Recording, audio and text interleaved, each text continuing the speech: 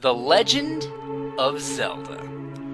The series is synonymous with the fantasy genre in the video game world, and is arguably one of the most recognizable franchises of games outside of Mario himself. It spawned over a dozen titles and a very strong, sometimes over-obsessive fanbase.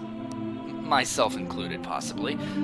Yet throughout its last 2 decades of dominance, The Legend of Zelda is, undisputed, one of the most epic stories in video games. So, staying true to that epic storyline, a small portion of the fanbase began to wonder, does this series have a set sequence of events? Does Nintendo actually have a hidden timeline locked away in a vault somewhere?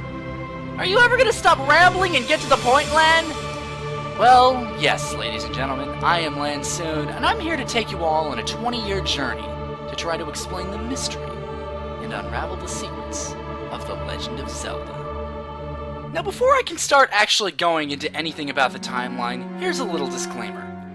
This timeline is going to explain many strong possibilities, using a combination of speculation and evidence, to place the games in an order that I find most fitting.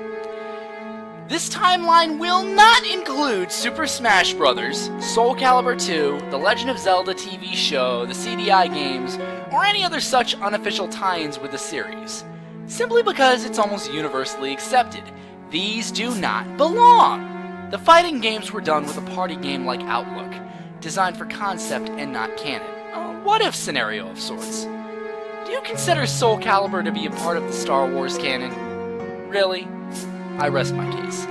The TV show was a 1989 cash-in by the American media company Deke Entertainment, and the CDI games, as much as we'd like to forget them, were the result of a contractual breakup between Nintendo and Philips, with the Big N giving Philips permission to use some of their biggest names as a way of saying, sorry we didn't want to screw ourselves over like Sega did with that stupid CD-based add-on.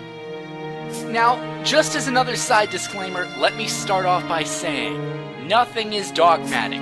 If you have a theory that's different to mine, you can discuss it with me in a friendly manner. Do not approach other theorists and claim outright superiority and that this is the correct timeline, simply because their ideas are different or outlandish to yours. All we can use for evidence is the content provided in the individual games. The rest is speculation. If you tout your idea as best, you're more foolish than the non-canon Link was every time he said, "Excuse me, princess." So, with that said, let's begin this little bit of looking way too much into a video game franchise, shall we?